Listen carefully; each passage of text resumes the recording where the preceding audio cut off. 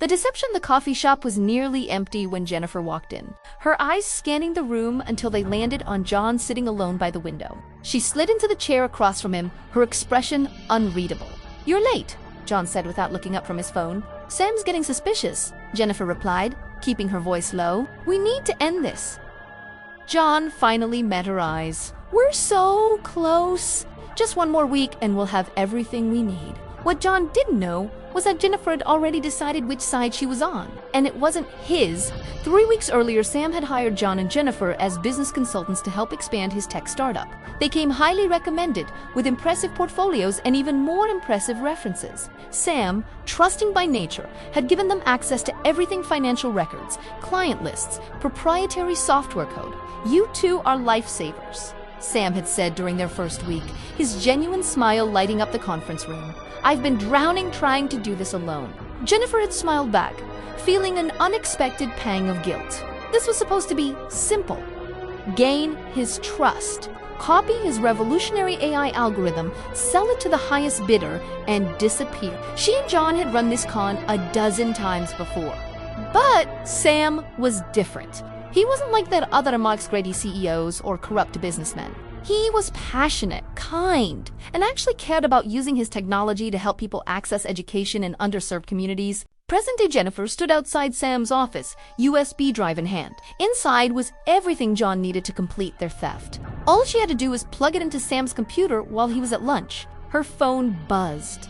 A text from John, "Do it now." She took a breath and walked in. Sam's office smelled like the lavender plant on his windowsill. Photos of his daughter's school play lined his desk. A handwritten note from a teacher in rural Kenya thanking him for his free software program was pinned to his bulletin board. Jennifer sat down at his computer, the USB drive feeling like lead in her pocket. Then she heard footsteps. Jennifer Sam stood in the doorway, holding 2 cups of coffee. "Forgot my wallet. Thought you might want some coffee while you work on those reports." She stood quickly, her heart racing. "Sam, I need to tell you something." The truth 20 minutes later. Sam sat in stunned silence as Jennifer explained everything: the plan, John's criminal network, how they'd targeted him specifically for his algorithm. "Why are you telling me this?" Sam asked, his voice barely above a whisper. "Because you're a good person trying to do good things," Jennifer said, "and I'm tired of being someone who destroys that." Sam stared at his desk.